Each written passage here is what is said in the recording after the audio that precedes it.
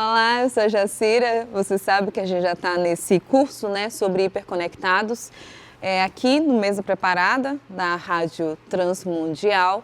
E hoje nós vamos falar, nesse momento, sobre a hiperconexão pode ser, geralmente é, um hiperproblema. Eu queria falar sobre esse capítulo com base no texto bíblico de Provérbios 4, 23, em que o sábio fala assim: sobre tudo que se deve guardar, guarda o coração, porque dele procedem as fontes da vida. Zygmunt Bauman, ele é um sociólogo. Ele tem um livro em que ele fala sobre a sociedade do consumo e ele trouxe um conceito sobre a cybervida. O que é cybervida? É a vida que a gente tem dentro da internet. E ele disse que os nossos telefones se tornaram, hoje em dia, em confessionários públicos. O que ele está falando com isso? Ele disse que a partir do momento, e quanto mais tempo a gente fica na internet, mais a gente exibe sobre a nossa vida. Existe uma cultura de exibição que muitas das vezes é feita de forma irrefletida. A gente simplesmente está tanto tempo, como dito em outra aula, o brasileiro fica em média 9 horas por dia na internet, a gente está falando de 1/3 do dia, a gente vai exibindo coisas sobre a nossa vida e o Bauman fala que nós, na nossa sociedade, na nossa geração, a gente não sabe mais quais são os limites entre o público e o privado. A gente não sabe mais o que deve ser simplesmente para nós e o que a gente de fato pode ou deve postar na internet. Tudo, basicamente, a nossa vida se torna público. Tudo se torna um confessionário, a gente sempre está confessando, a gente sempre está mostrando como que está o nosso coração. E aí é que é a grande questão com relação ao texto bíblico. O sábio diz, para você ser sábio, você precisa guardar o seu coração. Você precisa saber o que você deve contar, o que você não deve contar. E mais do que isso, o que é da esfera particular, o que é da esfera pública, o que você deve contar para um amigo, o que você deve contar para os seus familiares somente e o que você pode contar para as pessoas na internet. A gente perde esse senso porque a gente está o tempo todo na internet. E eu comecei a refletir muito sobre essas questões, mais no período pandêmico. Eu comecei a perceber que eu estava falando muita coisa na internet, porque a internet é o que a gente tinha para se comunicar, mas que o que eu estava falando na internet revelava muito mais sobre o meu coração do que eu havia percebido.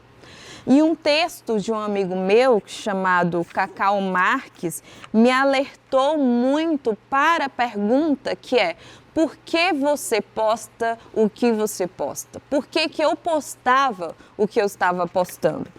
O texto dele se chama E se os seus posts fossem orações? Ele diz no texto para a gente fazer uma análise e observar as nossas timelines, todas as redes sociais que a gente tiver.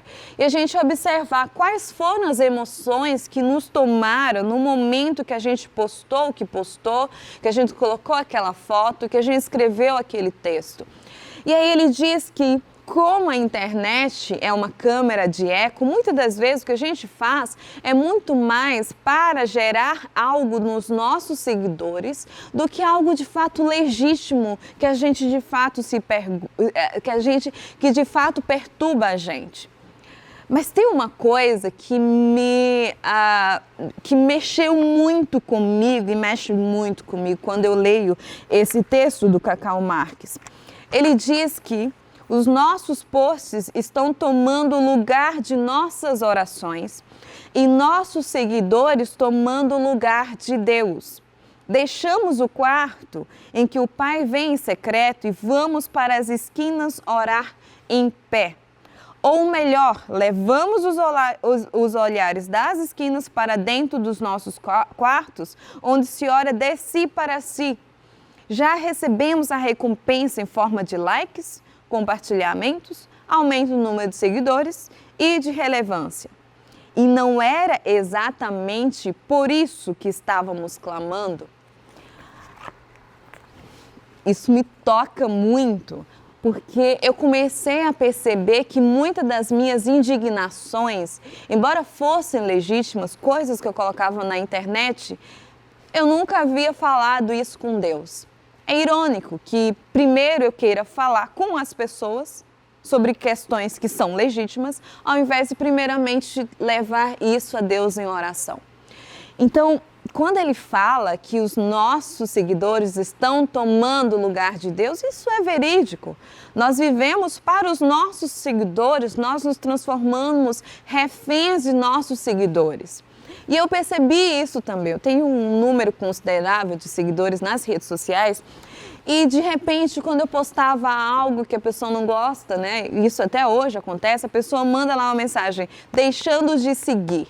E aí a gente se torna refém de capturar e de deixar as pessoas lá para sempre, nos seguindo e gostando da gente. A gente se torna refém dos seguidores, quando a gente deveria ser refém de Cristo, do que Cristo nos disse para falar ou não falar, de assuntos que são importantes para o reino, mesmo que não seja para a timeline. A gente não pode ser refém dos nossos seguidores, mas nós somos. E nisso as nossas orações são para os nossos seguidores e não para Deus.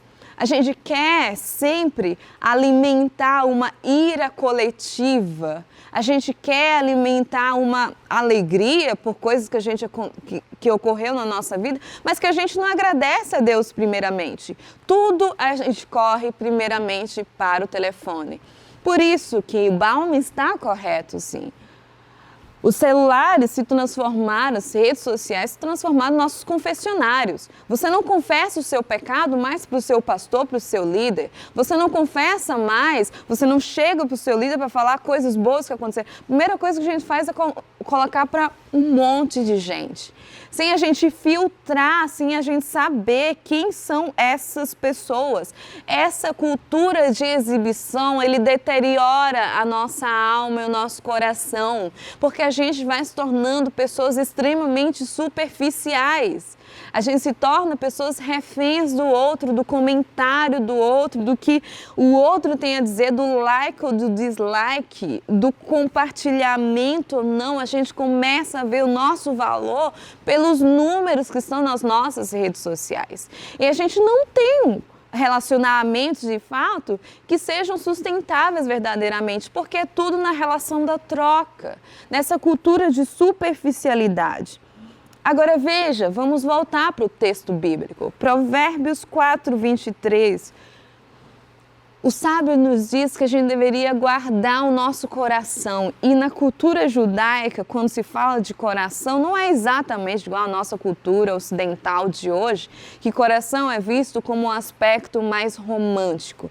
Naquele período, coração significava todo ser. Na cultura judaica, coração significava todo o ser humano. E aí significava o centro mesmo, o centro da vivência humana, o centro do ser humano. Então, quando o sábio diz para a gente guardar o nosso coração, ele está dizendo para a gente se guardar, a gente se preservar. Mas as redes sociais, eles fazem o contrário. Essa cultura de exibição é a cultura anti-guardar o coração, na verdade. A gente faz coisas sem refletir, a gente faz coisas nessa cybervida simplesmente porque a gente quer exibir como a gente está vivendo. E eu quero trazer um caso prático para você. Quando eu li o texto do Cacau Marques, eu fui tão tocada de uma forma tão profunda e eu já havia percebido alguns problemas de exibição do meu coração de modo ruim nas redes sociais, mas quando eu li o texto, mexeu muito mais comigo. E eu fui fazer o que o Cacau falou. Eu fui no meu feed do Twitter, eu fui no meu feed do Instagram. Gente, foi um confrontamento comigo mesmo, do Espírito Santo de Deus, que eu não tenho nem como explicar para vocês, mas eu vou exemplificar, vocês vão conseguir compreender. No Twitter eu tinha cerca de 24 mil tweets. Eu literalmente contava tudo da minha vida lá. Era uma coisa irrefletida mesmo, que as redes sociais vão nos fazendo. ser, né? Essas pessoas irrefletidas, essas pessoas mais superficiais, se a gente não prestar atenção. E aí eu fui olhando e eu vi que, inclusive, tinha coisas muito legais, né? Se você sabe, eu tenho um livro chamado Sigma da Cor, eu falo muito sobre questões de justiça e evangelho. Então, tinha questões que eram importantes e que eu falei, mas que eu fui parar para refletir no que Cacau falou. Eu pensei, o que eu pensei nesse momento? E eu vi que muito era simplesmente fazer coisas pela vitrine, simplesmente pela vitrine, por um like, para que as pessoas comentassem. E muitos dos assuntos que às vezes eu comentava nas redes sociais não era porque eu tinha, sei lá, estudado vários momentos sobre aquilo e eu tinha domínio, era muito mais porque era um assunto do momento e eu ia lá falando.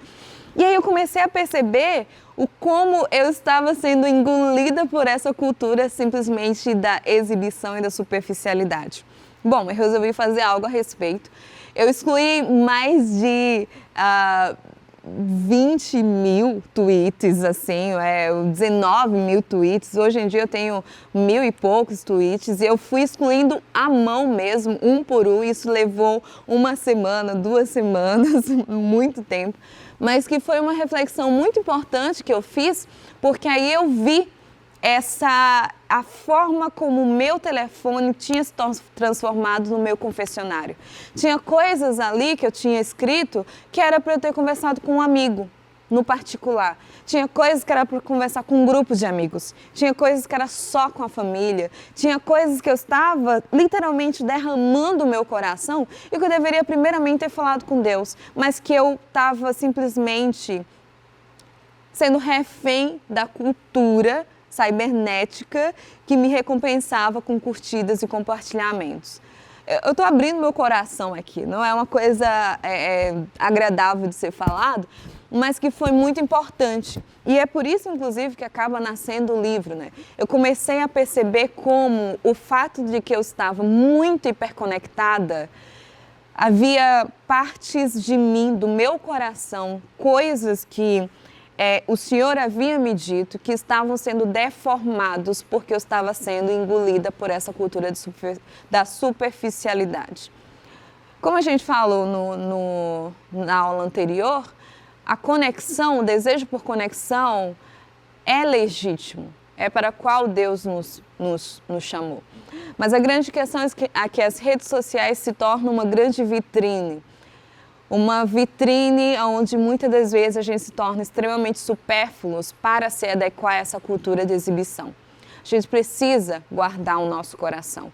Se você nasceu nessa cultura digital ou não, dos mais velhos, existe o vício no telefone não é só da juventude, dos velhos também, as pessoas mais velhas também estão viciadas. Porque o vício da dopamina nos consome a todos nós. E é necessário que a gente pare para refletir. Faça isso. Olhe o seu feed, tanto do Instagram, se você usa o Twitter, ou enfim, qualquer rede social que você use, LinkedIn também, e avalie por que você posta o que você posta. E se você primeiramente fala isso com Deus, você sabe separar o particular do público, ou se você foi engolido por essa cultura de vitrine e de superficialidade. Se isso aconteceu com você, aconteceu comigo também, e eu tenho que sempre estar me observando, porque é muito fácil cair nesse pecado. Não deixe de mudar, de avaliar o seu coração e de tomar uma atitude prática, para você não continuar sendo uma pessoa supérflua e que simplesmente reflete, né, e acaba sendo engolida aí por essa cultura da superficialidade. Até mais!